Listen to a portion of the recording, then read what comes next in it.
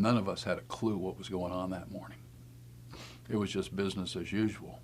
You know, I remember walking, I lived in Crystal City, and I walk into work every day through the big tunnel.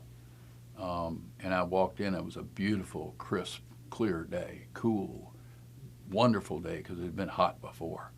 And the sky was just crystal blue. And went into the building and went to work. How long were you in that meeting that day? Tell us, you know, from the time the meeting started. Meeting started at 9, and I got there a little late and got a seat. I was sitting between Donna Bowen and Molly McKenzie, who are both budget analysts. And Antoinette Sherman, who was our POM budget analyst, was sitting directly across from me on the other side of the table. And there were some other people in there as well that I didn't know as well. And I don't know how much time passed, but when the second plane hit in New York, somebody called into the meeting and told the chair that the Pentagon was standing up to some really high level of national emergency, and that they thought it was terrorism.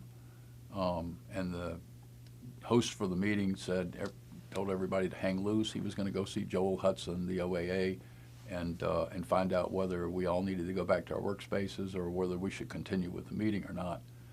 And I took that opportunity to get up and go out to a place we used to call Redskins. It was a little cafeteria on the A-ring off the 6th corridor, and get a cup of coffee. And it's kind of unlike me because I like to talk. And so Colonel Vizet says, I don't know how you got out of there because I just wonder you weren't talking to somebody. I guess it was my angels talking to me. But something told me I just really needed to get out and go get that cup of coffee, and that's what I did. I said, I better hit the restroom while I'm here. And I turned out of the door, and the next thing I knew, I was on top of the sinks in the restroom. That's kind of I don't know what happened between leaving the door and ending up on the sinks, but I was kind of crumpled up laying on top of the sinks, and everything was dark, and it was total quiet. And there was not a sound. And then what seemed like an eternity later, which I think was only a matter of seconds or minutes, you started hearing people crying, and then crying turned to screaming, and screaming turned to people running in the hallway outside where I was. The hallway was relatively clear. Where I was, on the 2nd floor there, the ceiling tiles and some of the ceiling structure had fallen down. Some of the wires and I guess maybe water pipes and stuff had broken loose, but it wasn't a complete disaster there. I understand that from the ATF, the Alcohol, Tobacco, and Firearms folks who were investigating, that had I walked through that door and started down those steps, there was a 3,800-degree fireball that enveloped the entire 1st floor area and the stairwell. Several people were burned really badly, or in some cases over on the 5th floor in the stairwell were just literally died in there, right there. We really weren't thinking about what we're doing.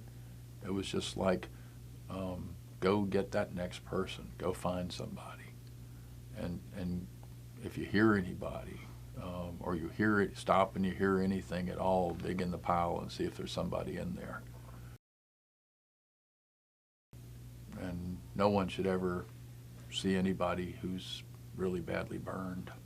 It's nice, it's good that you got them out and that you helped, but it's very difficult. None of us are trained for dealing with burn victims. I think I was kind of dazed. For me, everything, when I came out of the building, everything was orange. The sky was orange, the grass was orange, everything was orange. And later on I found out that's a concussion symptom. I didn't know it at the time. I didn't. You get knocked down, you grab your boots and you pull them back on and you move out. And I don't see it that I did anything special that day. I just was there, and I had the opportunity to help. And I think everybody who was there who had the opportunity to help helped. It wasn't my destiny to die that day. It was my destiny to help. And I can struggle with survivor's guilt as much as I wanted, but the master plan was not for me to die. It was for me to be there on the outside with the Pentagon police officers in that first 30 minutes after the plane hit the building and get as many people out as we could. That's what I was supposed to do in life, and I should be happy about that. And I'm kind of resolved to that, but You've had practice. If a friend asked you, how can I honor the events of that day? What would you tell them? I tell people to contact the local VA in D.C. and volunteer to go to Arlington Cemetery and put flowers on the graves. It's an annual event that occurs up there at Veterans Day. Go do that and honor the veterans who have given the ultimate sacrifice. And there's a special area in Arlington where the 9/11 folks are buried. And go there too. Antoinette's son Jamal is 25 now. Molly's daughters are in their 20s. You know, all that time has gone by without their mom. You know, someone's watching this on Facebook or wherever it goes, and they're struggling with something similar, survivor's guilt or PTSD from serving. What would you say to them? What would you recommend to them? Don't keep it bottled up inside you, because it will eat you up, and it will win. Get help. Find help. Call whoever you need to call. Call the local AA people. Call any group you can find that'll let you talk. I never let anybody see the trauma I was going through. My family saw it, but at work and at church and things like that, nobody saw it. We become a master of disguise in hiding our emotions and burying them in, because it's, for some reason in our culture, it's not manly. You don't express emotion. I think that my service to the Army and to the greater Department of Defense and the defense of our country is still the same. I take on every single day as though, what can I do to make it better? What can I do to improve the current circumstances for our field soldiers and for our organic industrial base? 9/11 just gave me a new sense of purpose in life. In reality, I shouldn't be here. So, sorry. I literally should not be here. Had I not gotten up to go get a cup of coffee that morning, I wouldn't be here. I had years of PTSD that I didn't even know what PTSD was. It was just racking my brain. Nowadays, we know what that stuff is, and we know that I needed more than medical treatment. I needed psychological counseling as well to help me deal with the emotions of not only what happened to me, but what I actually saw in the rescue scene. It's all about duty and honor and devotion to our flag and our country and to the ideals that we stand for. I've pretty much made my life career, as you will, of service. Every year since it happened, I've been an invited guest of the SecDef to be at the Pentagon for the remembrance. And I get to meet people who were less fortunate than me.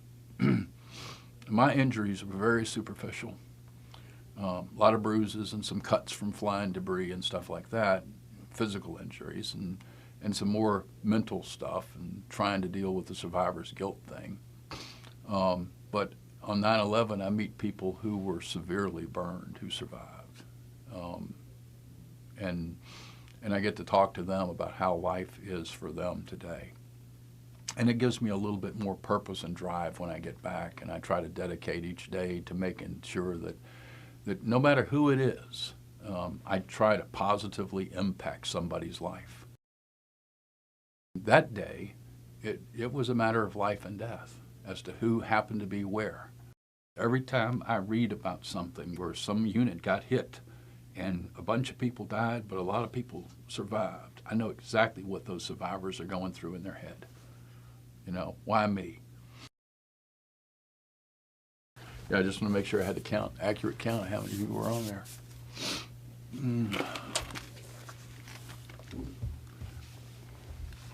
And then what exactly is that, Kirk? Could you tell us? This is something that OAA put out not after 9/11, sometime a year or two later, but it's pictures of the 40 people in OAA that died that day, and the people, Donna Bowen and Molly McKenzie, were both sitting beside me in the conference room, and Antoinette Sherman was sitting on the opposite side of the table from us, and she was the one that we pulled out a little bit later. I didn't recognize her when we took her out, but I found out later on that they had identified her too. They identified who took her out, and so that's how I knew. And I got to be pretty good friends with her family, so they were grateful for the fact that they got to spend about a week with her before she succumbed to her injuries. And for me, it's a reminder that I've carried with me ever since they put it out. I put it in a special frame here to protect it. And but not a day. When I think about 9/11, for years I was focused on why isn't my picture there. It should be there, because I was sitting right between her, and there's no reason why. I hadn't gotten up to get that cup of coffee, my picture would be there, and I wouldn't be sitting here, and my daughters would not have enjoyed the last 20 years of my life, and my family would have been totally different. And my wife reminds me from time to time that when I say that I should be here, she reminds me of the impact that would have made on all of us. There's a lot of things that personally and professionally that I would have never been involved in. No. I'd just be another one of those names on the wall at the Pentagon that people walk by and glance at. Instead, you keep helping every day.